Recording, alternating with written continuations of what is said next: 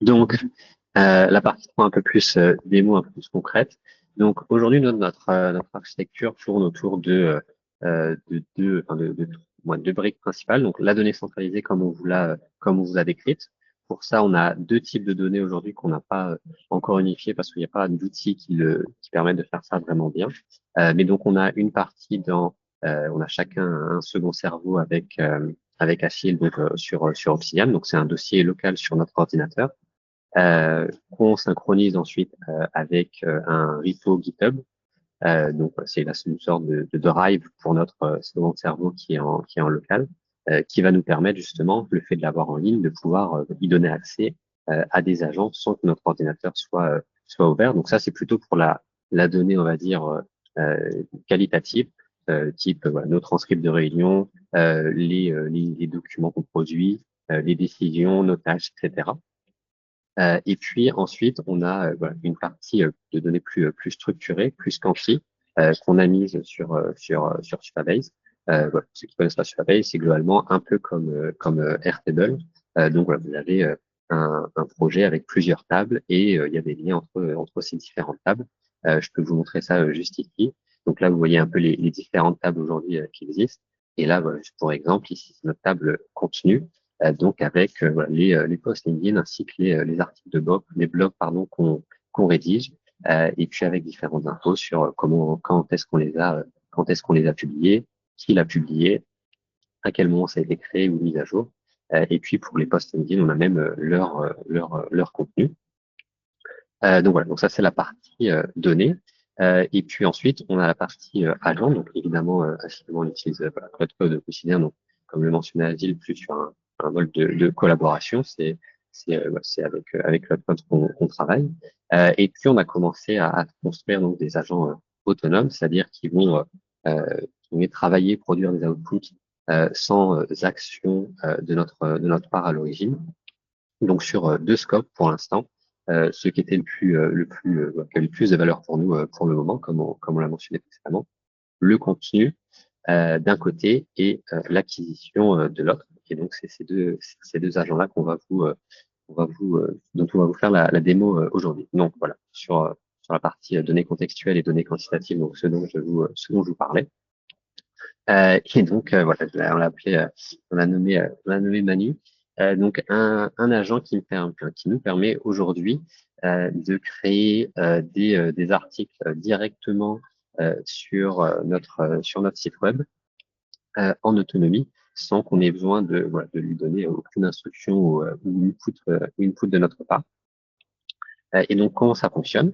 Eh ben, concrètement, le process qu'il va suivre, c'est qu'il va parcourir donc le second cerveau, donc voilà, toutes les notes quantitatives, qualitatives pardon dont je vous parlais, qui sont synchronisées dans GitHub, donc accessibles en ligne pour un agent. Ensuite, il va identifier deux, trois thématiques intéressantes dans le nouveau contenu qui a été produit qui a été créé depuis la dernière exécution. Et puis, il va en tirer voilà, deux, trois thématiques intéressantes.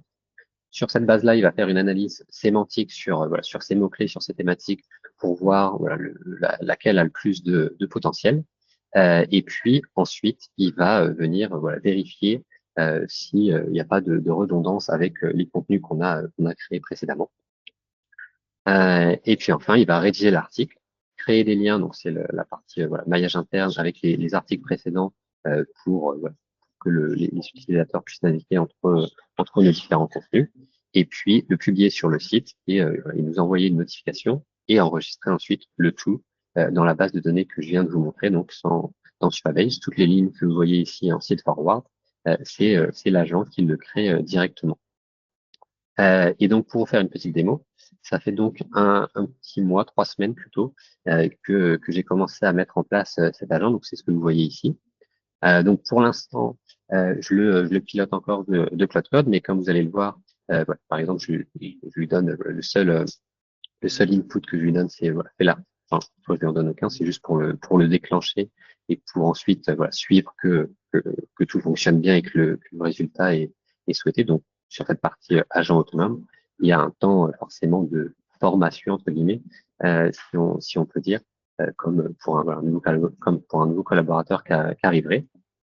Et donc ensuite, voilà, il va lancer les différents skills, les différents outils, et puis il va suivre voilà les étapes que je vous ai décrites. Donc voilà le repo du site web, les derniers articles qui ont été publiés, et il va faire comme ça la recherche. Donc là, je vais en lancer un nouveau. Hop, donc là, je vais taguer donc mon agent juste ici, et puis je vais lui dire c'est un article Second Brain. Donc c'est comme ça que j'ai nommé le skill qui permet de faire ce type d'article. Donc aujourd'hui, il produit deux types d'articles différents. Un article sur les actus IA. Donc là, il fait des recherches sur le web, sur voilà, les dernières actus, il en fait un article. Et puis un article, donc ce que j'ai appelé Second Brain, où là, il va se baser sur le contenu que moi j'ai créé, soit dans mes posts LinkedIn ou des transcripts, ou peu importe. Et il va ensuite créer voilà, un article basé sur mon contenu. Donc, ce qui est intéressant, c'est que malgré le fait que ça soit créé en autonomie et par l'IA, et ben, ça reste voilà, du contenu que, entre guillemets, seul moi aurais pu créer parce que c'est basé sur les données dont je suis propriétaire, voilà, qui me sont propres. Et donc là, vous voyez qu'il active le skill, qui récupère la partie, voilà, c'est un dossier avec les différentes thématiques abordées dans mon second cerveau. Et puis ensuite, il va voilà, récupérer les précédents articles et donc il va voilà, travailler comme ça au fur et à mesure. Petite note, le temps que l'agent voilà, fasse son travail, euh, sur la manière de construire ces agents. Donc, déjà, on a construit voilà, cet agent-là et l'agent que Achille va vous présenter sur le framework donc Hermès, qui est un équivalent d'OpenClaw, on va dire, avec, on va dire, une approche qui est plus centrée sur une tâche précise, là où OpenClaw, c'est plus un assistant entre guillemets généraliste personnel. Hermès, ça va plutôt être un agent qui va se concentrer sur une tâche, ou en tout cas un scope, et qui va voilà, pouvoir s'améliorer au fur et à mesure des exécutions, améliorer lui-même ses skills ou en créer de nouveaux s'il juge nécessaire. Euh, et donc, euh, et donc voilà, c'est assez intéressant pour la partie en tout cas agent autonome. Et ensuite, donc, en gros, on a créé, Achille comme moi, la base de l'agent via Cloud Code. Et puis, une fois qu'on avait, voilà, on va dire les bases, c'est-à-dire l'archi de l'agent et puis les skills, etc., et qu'on lui a donné accès aux bons outils, et ben, on va commencer à demander à l'agent de produire des outputs. Et ensuite, on va dire on va lui faire les feedbacks directement. Et c'est là qu'il va modifier, on va dire, les skills existants ou en créer de nouveaux.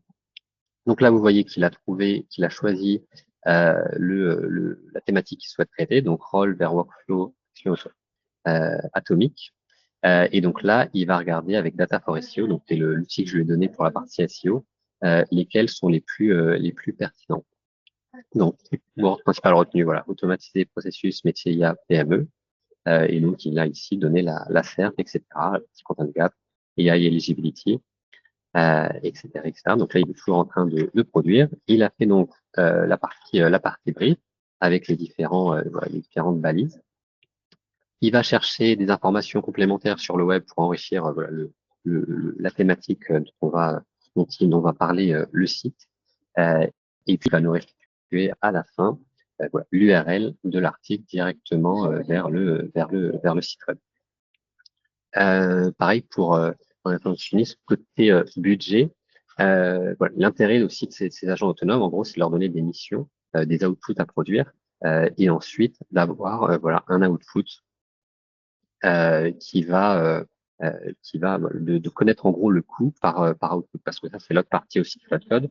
Aujourd'hui, on a tous des abonnements, on fait pas forcément attention, enfin on fait plus ou moins attention à la consommation, mais finalement ça produit entre guillemets du travail et donc c'est important de savoir entre guillemets le coût réel des choses que vous produisez avec l'IA et donc c'est aussi ça l'intérêt de ce type d'agent, c'est que vous voyez très concrètement le coût euh, par, euh, par interaction ou par output que vous avez.